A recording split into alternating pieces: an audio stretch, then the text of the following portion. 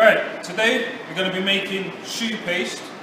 Our choux paste is the base of Profiteroles, chocolate eclairs, and we're going to be using that today in terms of showing the process. So, coming close, in my pot right here we got 150 milliliters of water, 60 grams of butter, a pinch of salt and a pinch of sugar. What we're going to do, we're going to let those two melt together. As that's melting, I'm going to speak to you about what we have here. We have 3 eggs and 90 grams of strong flour we're using. Always make sure that you have your equipment ready before you even put your pot on the stove. Get our tray with our silicone paper on ready. We have our piping bags and everything ready before we even make that start. So as you can see, our butter's melting. It's always about, as a chef, it's about controlling the heat. Control the heat. So we get our butter and our water, our sugar and our salt melting away. Get a nice blending of flavours going on there. Choux pastry is a wonderful pastry. It's more light, it's fluffy, it's going to rise, it's going to be a nice golden colour as well. But as you see, as we move on as well. So as you can see, our butter's melting very well right there. Getting it melting.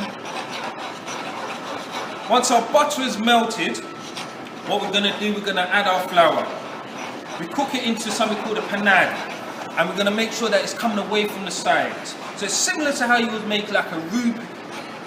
It's similar, but there's a different process to it because you can see what's going to happen. So our butter is actually fully melted right there. Take it off, control the heat, and into it goes our flour. Mixing our flour in. Remember, we're using a wooden spoon, we're not using any forms of whisk. So as you can see, look what's happening, it starts going away from the sides. When it actually forms away from the sides and it hits to a nice dough-like consistency,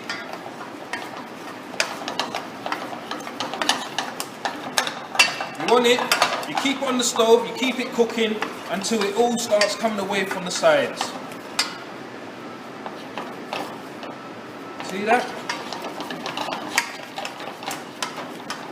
Just cooking out that flour slightly a bit more. Be careful that it's not going to burn. Controlling that heat. Control the heat. There we go. So once that's done, see our dough-like consistency there? Our next step is that our eggs have to start going in. But we have to really and truly wait, allow your panade to cool down, because if you start adding cold eggs to a hot dough-like consistency, eggs has the potential to scramble. So you have to be careful as such when you are adding your eggs to this mixture right here. So we're going to mix it around just to help the cooling process. Just to help it cool just that little bit quicker, especially in this kitchen as well. It's kind of cold, so it would help. So just cooling it down, allowing it to cool. Remember people, when one hand starts hurting, you always got another. So learn how to use both arms in order to maintain your endurance and stamina. So, as you can see, nicely cooled. Now, our 3 eggs, we've beaten them and they're ready to be added. Now, you do not, I repeat, do not add all your eggs at once. What we're aiming for is for our mixture to become to a dropping consistency. And just because I do have 3 eggs in here, it doesn't mean that I will use or necessarily use all 3 eggs. So always add a bit, check your mixture. So, we add a bit, pour it in, a little bit there, and make sure you start mixing in. Now what tends to happen is, when you do add your eggs to the mixture, it tends to separate the mixture. At this stage, it's fine, it is okay. All it involves you doing is doing a bit of arm work and mixing. And you just have to mix it in.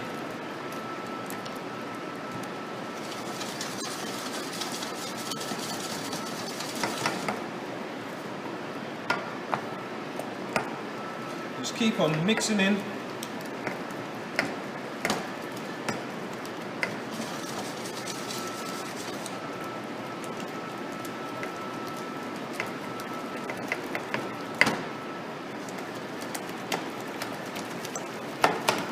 As you can see, it starts coming back together.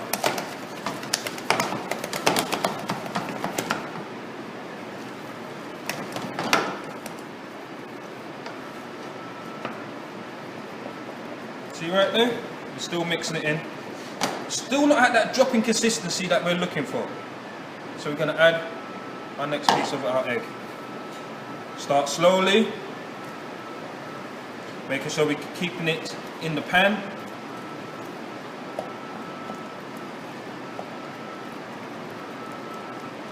Before you start going for a faster speed.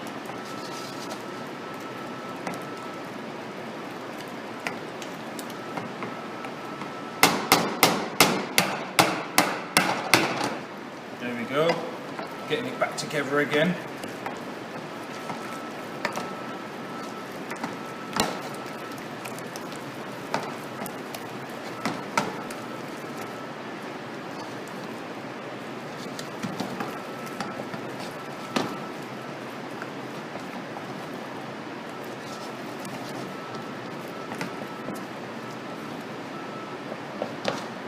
Need some more eggs. Into it goes. At this stage, as you can see, we've added 3 eggs. And if this is not at the right consistency that we're looking for, then we will need to add more eggs. On another day, 3 eggs may be enough. There's all different factors that can determine whether I'm going to need more than 3 eggs or less than 3 eggs. This can come down to the size of the eggs, the time of the day, the temperature of the room, and so many different factors as well. Almost there. Seems like it will need about half. Looks like it needs about. See that?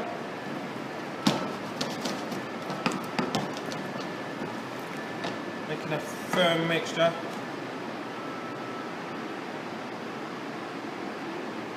We could probably take that little bit half egg. So we're going to crack another egg.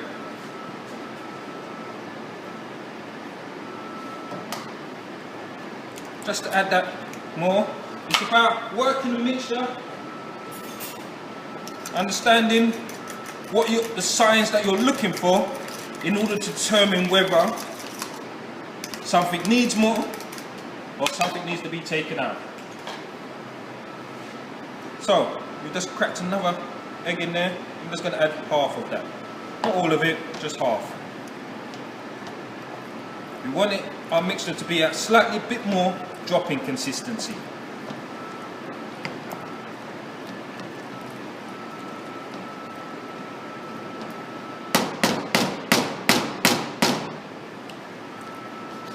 Just mix that in.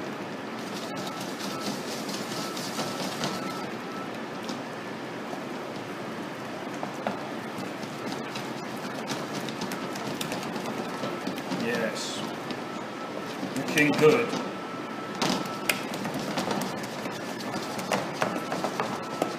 Better.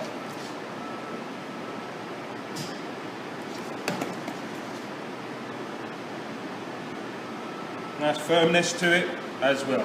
Okay, so now we have our mixture ready.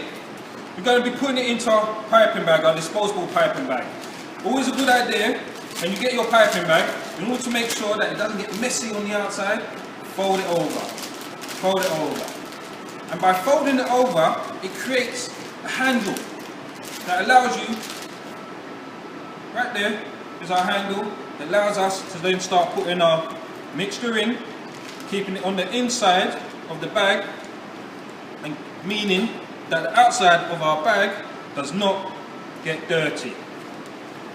Because once the outside starts getting dirty, the whole mixture starts to come in a bit sticky.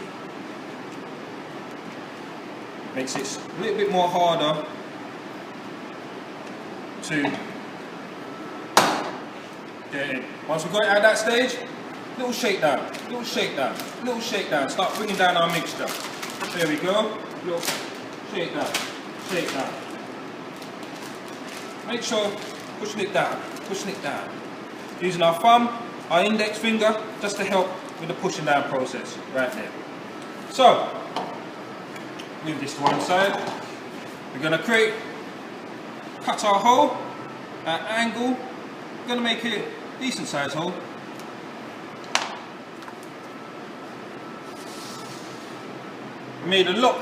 Our mixture is a lot firmer today. Usually, we could have taken a little bit more egg. But we're going to work with it today. So, our thumb, our index. Put the index finger. Wrap that top of the bag round. Close it with your thumb. Turn, turn, turn, turn. These 3 fingers right there, they do our work. They do our work. When we squeeze right here, it comes out right there. That's a small hole. We're going to make it slightly bit more bigger. There we go. Exact same thing again. Come down. Turn around. Turn, turn, turn, turn. So, we're going to be making profiteroles. Profiteroles are the balls. Using the tip, we're just going to squeeze. And as we're squeezing, we're going to come up. Push down. Don't worry about that. But what I'm going to do is I'm going to straighten up this tip. I'm not liking the angle. It's not liking it on an angle. So we're going to straighten it up a bit. There we go. Same thing again. We're going to squeeze. Slowly coming up at the same time. Push down to finish our ball. And we're going to continue making sure there's space in between.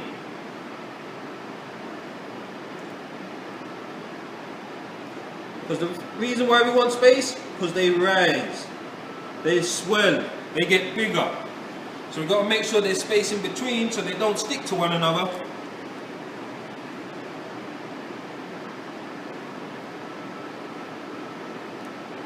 There we go. So just making those balls. As we're piping, we're slowly coming up at the same time.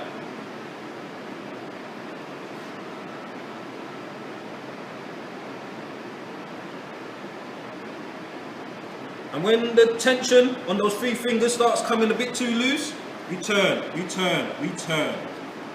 Get back that same tension again. As you can see, squeeze the 3 fingers.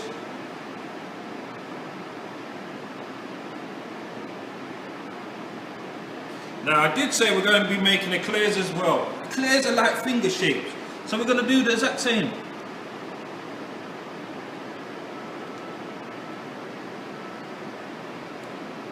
Use that control.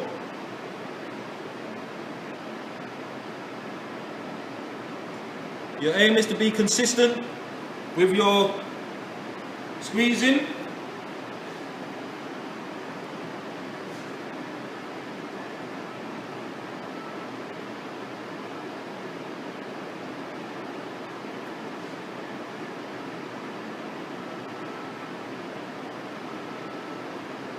Just throw one in right there.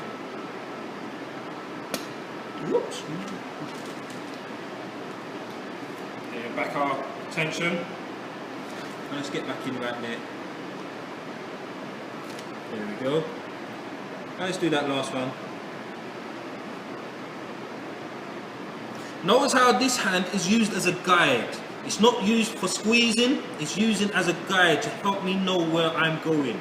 These are the fingers that do the squeezing, this is the hand that does the guide. Now, because I'm left-handed, that works like that. So for you right-handed folks, quite simply, thumb, index finger out, roll it around on the outside, catch it back on the inside. Turn, turn, turn, turn, turn. 3 fingers, squeeze. Squeeze. There's our guide. So now, what's going to happen? We're going to put our profiteroles, we're going to put our eclairs into a 200-degree oven. That's going to take till it's nice and brown. I'll see you on the other side. So, our profiteroles and our eclairs have just come out of the oven. In the oven for about 10-15 minutes on a 200-degree oven, and as you can see, they've risen from what they were looking like before. Easy way to check that they are cooked. Just like how you would do bread. You give it a little knock, and you're looking and sounding and listening for that hollow sound. Just that hollow sound. That indicates that it's cooked in the middle, not soggy, because we don't want soggy. So our next step, because we're making eclairs, because we're making profiteroles, it's about it being filled with a creme chantilly, topped with melted chocolate. First thing we've got to do though, is we need to make, on reverse, we're going to make a little hole. That's a little hole. We're going to do those little holes to allow for our cream. Because our choux pastry, it creates a light, fluffy air ball. That's what it is, it's an air ball. So because it's being an air ball, that means we can fill it with anything that we want. So as you can see, I'm doing this little cross on the reverse. This little cross. So we're going to do some of the profiteroles and some of the eclairs. Just that little cross. And what this cross is doing, is just going to help us to use our piping bag to insert to fill with cream. So we're just going to do the last 2, 1, 2. So we're doing it on the reverse right there. So to make our creme chantilly, in here we've got our double cream, higher fat content. We're also using Iceland sugar. The Iceland sugar is just to use as a sweetener. Just as a sweetener. Now usually with a creme chantilly you can either use fresh vanilla pod, where you scrape out the seeds, or you can use vanilla essence in order to give it just a little bit of vanilla essence, just to give it that little bit extra flavour. So we're going to whisk our double cream, and we're incorporating that air. Now what we want to do, we want to whisk to something called soft peaks. Yeah, we have soft peaks. Now what this soft peaks means is when you pull out your whisk, it makes it like a mountain shape. And this mountain folds over. That's called a soft peak. But when you pull out the whisk and it makes the mountain shape, and that mountain shape doesn't turn, and it just stays rigid, that's now called firm peaks. So we're going to whisk our double cream, incorporating that air, the soft peaks. Now bear this in mind, there's different techniques that we can use for whisking. We've got the figure of 8, we've got the backhand round and round, you've got the front round and round, but you also got both hands. So do remember, God did give us 2 hands, and that means we're supposed to use them. One arm gets tired, use the other. But either way, we're not using any machinery, because you never know where you may end up. So it's always good to know how to do it the hard way. So, as you can clearly see, coming closer, we can see that our cream is getting thicker. So it's getting thicker, but it's still not there yet. Now, just to let you know, if we was to continue whisking our cream, we've gone past soft peaks, we've gone past firm peaks, and if we can continue whisking, eventually you could make, look at me, butter. And you can make some, yeah? As I was saying, when you whisk it past the firm peaks, give that, it starts turning yellow. Give it a little wash, you're now left with a thick, fresh butter. This can be used. Put it on your toast, put it on your marmite, put it anywhere you want. But there we go. So our cream, we've got our firm peaks right there. That's what we're going to work with that. See our firm peaks there? It's firmly softy peaks. So we're now taking it out. We got our piping bag. With our piping bag, we folded it over to allow that we're gonna start filling up whatever we're filling up, and it allows us to use it as a handle as well. It therefore means I don't have to say, hey you, come here and help me. No, I can do that all myself. So, we folded the bag over, our disposable piping bag, made that hole.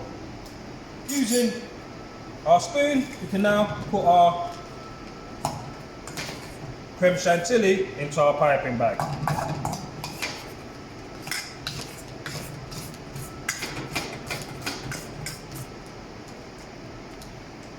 There we go. Put that to one side. Do a little shakedown. Pow! Now cream goes all the way down to the bottom. Pow! Now we're in a position we can fold it over. Little shakedown, little shakedown. We're just helping it go down. We're just helping it go down. Now, you saw that cross that I cut. That cross, it's not a big cross. And because the cross is not big, that means the hole that I need to make is as small as that cross. So we're gonna cut a small hole. That's a small one.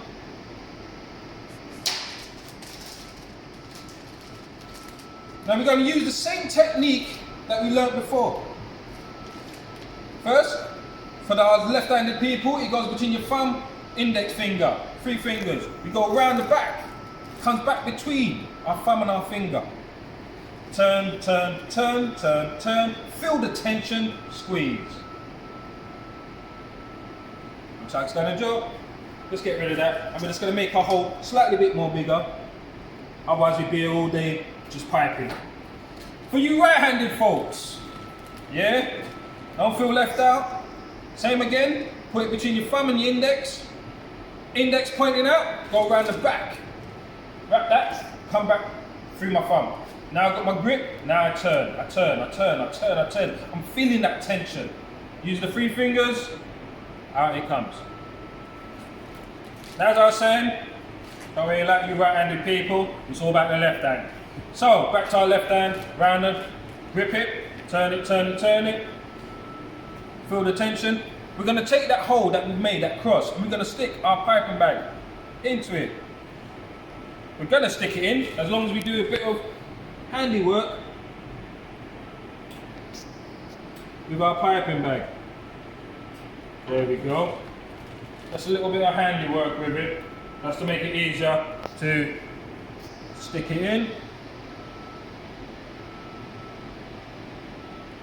There we go. And then you're going to squeeze and you're going to feel the tension.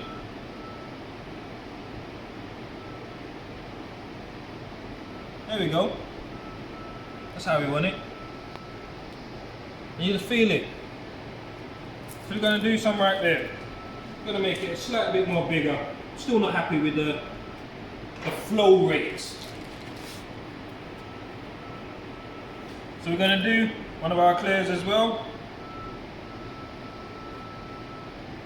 So in it goes, there we go, there we go. We've got our eclair. Now it seems like I didn't whip enough cream for all of these, but never mind. In it goes. Doing one of each at a time, making sure when you're piping in on the eclair, we're going down both sides. Because remember, it's a length, so we're using that full length. Let's do another eclair. Full length, full length. And when you're piping, you can actually feel it.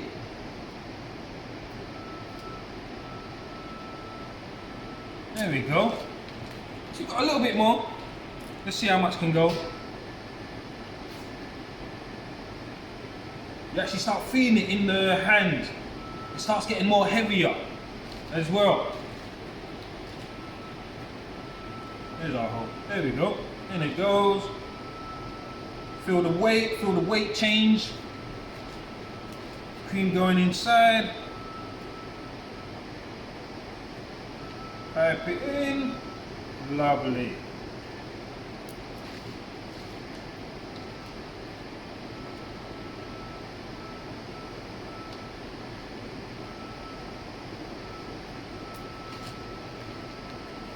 Looks like we may have enough. No, we're not going to have enough. I was getting our hopes up high. There we go. Just a bit more. And always remember where you put the hole. There we go. I think that'll be our last one. These other two, never mind, they get done on the next batch. So, we've got our eclairs, we've got our profiteroles filled with creme chantilly. On here, pot, what we've done, we created something called a bain-marie. Now, a bain-marie involves a pot with water, not too much, it's just a little bit, and a bowl on top. This here process is called a bain-marie. So what we've got in here is our dark chocolate, which we melted. We've added a little bit of cream just to help thin it out, and gets that nice shine to it. So we're just going to take that off because we don't need it to be any more hotter. So we're giving it a nice mix. Still got that thickness to it. Because now, this is the next stage. This is where it starts getting a bit messy. We're going to take our eclair or our profiterole. There's where we filled it up. So on the reverse, we're now going to dip it into our chocolate. Creates that top right there. Let's put that on. And we're going to do that to all our eclairs, our profiteroles as well. Creates that nice look, that nice texture. What I would suggest, always work with odd numbers. And on this occasion, 3 looks very nice. We'll do these ones as our eclairs, same thing again.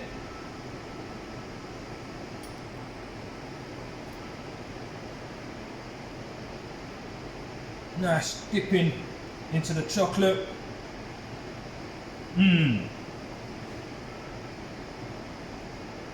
Make sure you get that nice dip in.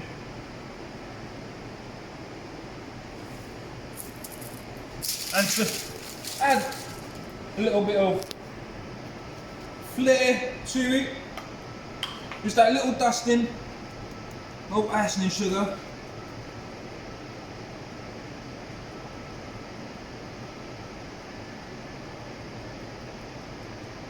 And at this stage, we can say, enjoy.